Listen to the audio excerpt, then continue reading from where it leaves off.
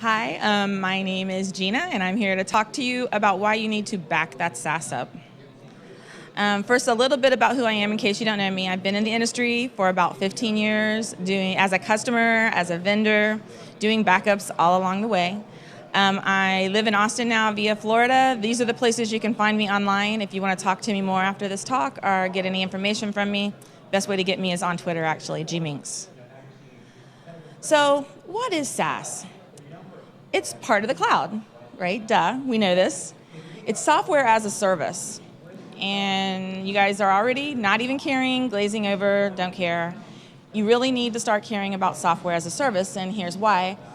Between 2008 and 2014, SaaS revenues have grown 10 times, which means somebody's buying software as a service. The application budget is about 30% of it is now allocated to SaaS, and when they've talked to customers and companies, the SaaS analysts, they found about 83% of them are planning to move some applications all the way over to a vendor so they can handle the software for them. This is a super busy slide on purpose. This is from a company that does venture capitalist stuff on startups that do SaaS. This is the cloud stuff that they do every year. This one is for this year. You can see how many companies there are. These are the places that SaaS applications are being built. All the different pieces of the company you can think about, from healthcare to marketing, sales, security, dev, IT ops. We're doing that here at VMworld this week. So SaaS is a big thing. The most popular SaaS private companies right now are Salesforce.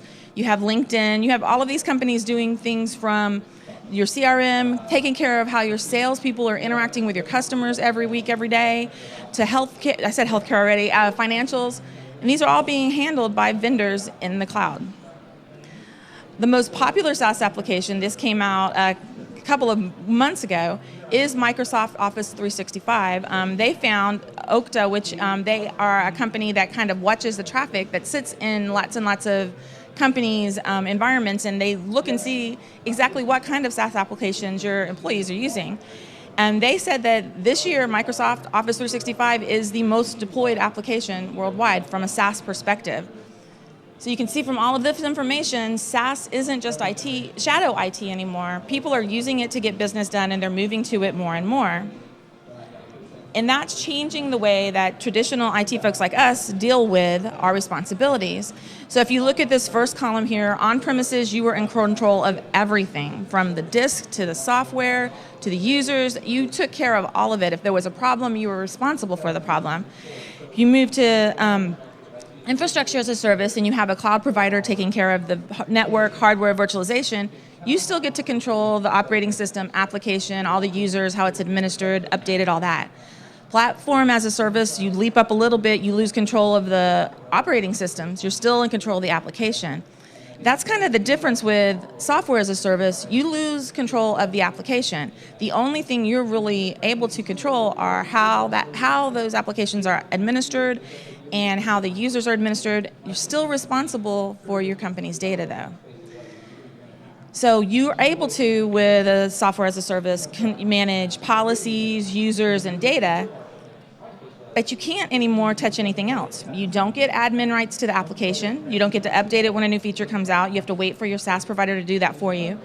You don't have root access to the OS. You can't manage the VMs. You don't get to manage the hardware. You don't. And that's not a bad thing. That's why people generally go to software as a service. So maybe you're thinking, we've already talked about lots and lots of companies are going there. You can't control anything and protect anything anymore. So what could go wrong? Well, first of all, what do your users do now? What kind of things do they do wrong now? They do silly things, like they blow away an important folder, or they mess up the rights for sharing, all sorts of things that they can do now in your environment that you can go to your backups and restore when there's a problem. They're going to do this with a SaaS application too. More importantly, what do your admins do now? Admins can make mistakes. You can have a junior admin that reads something really cool and decides to run a new command, or set in the case of a SaaS, they might set just new policies that have the potential to wipe out data. The difference is, when you control that entire stack, you have things in place to protect yourself from the users doing crazy things. Those are your backups. You go and you find the restore, you restore whatever they did crazy to wipe out, and you're back in business. The fact of it right now is that you're no longer architecting with metal. You have to architect via policy, and that includes thinking about your data and is it protected, and can you restore it quickly if somebody does something crazy? Which brings us to the point, who really is responsible for the data in SaaS applications?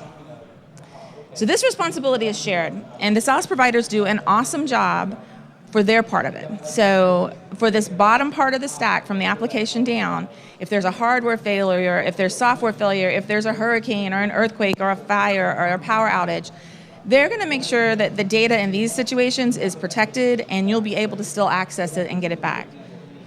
That leaves you with that top piece of it, your users and the application and how you administer that application, what your admins do there.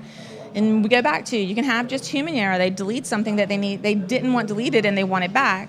You can have users that have add-ons to Outlook that change and move data in ways that potentially you'll never be able to get it back. You can still have people hack in to your SaaS application and the data is gone there. Or viruses, like CryptoLocker is a really good example of things that can still happen in a SaaS environment. So you have this, we still have a responsibility for that data, the data that your company is running on, to make sure that you can get it restored if something happens. But who on your team is responsible? And this is something people need to start thinking about. Is this the backup admin or is it the SaaS admin? So if you have, how many of you guys have Salesforce in your environment? Do you know who backs up that data or who manages that data? So that's kind of a really important thing. Who's responsible for it? But if you're responsible for the data your company runs on, that pretty much might come back to you. And if you don't have your arms around it, this is something you might want to start thinking about.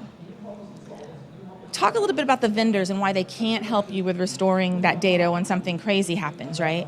So like we talked about, they're really good at protecting your data when it's internally and it's for them. They're not going to let anything happen to the data because one of their data centers got leveled by a tornado. You're going to be able to get it back. They promise you it's in all of their SLAs.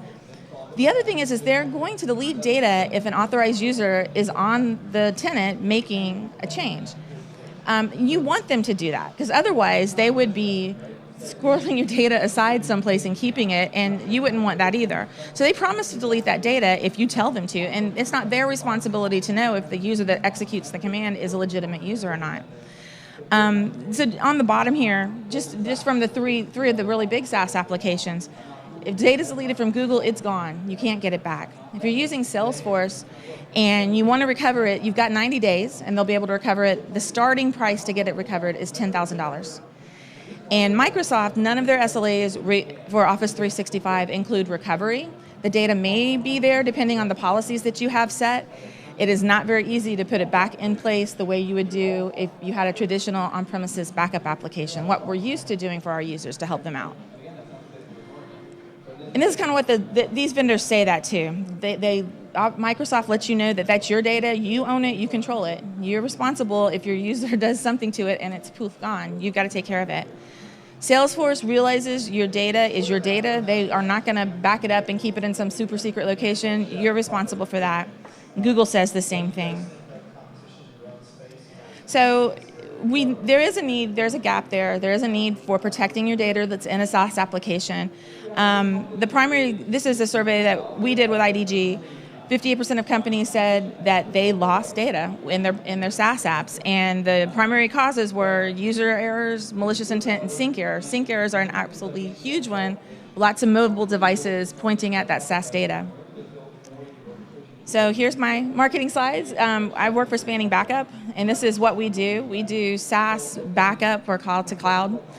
We run in the cloud. We work with Google Apps, Salesforce, and Office 365. We started with Google Apps, and this is kind of where we live. We know where your users are going to lose their data, and we can help you not only enable them to get their own data back, we can enable you to be able to recover it really quickly. This is how we do it. If you're running out of, I'm almost done, so if you have any questions about how we actually do this, the architecture part, come find me. I'd love to talk about it with you.